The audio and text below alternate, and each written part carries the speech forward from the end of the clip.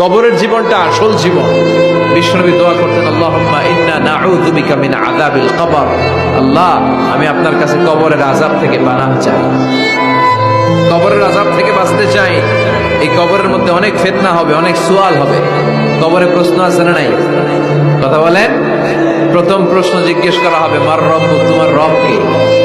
বলেন, আমাদের রব কে? ওয়া মা দীনুক, তোমার ধর্ম কি? বিষ্ণুবীর চেহারা দেখিয়ে বলা হবে, তাআরিফু মান হাযা রাজুল, এই লোকটারে চিনো? আমরা কি বলবো? আমরা চিনি, উনি আমাদের প্রিয় রাসূল মুহাম্মদুর রাসূলুল্লাহ সাল্লাল্লাহু আলাইহি ওয়াসাল্লাম। এরপরে জিজ্ঞেস করা হবে, এগুলো কোত্থেকে শিখলা? আমরা বলবো, কোরআন থেকে। ফায়ুফসাহু লাহু কবরুহু ৭০ যিরাআন। সুন্দর সুন্দর উত্তর করতে পারলে আপনার কবরটারে ৭০ হাত লম্বা করে দেয়া হবে। ইফতাহু লাহু বাবুন ইলাল জান্নাহ, জান্নাতের দিকে একটা দরজা লাগিয়ে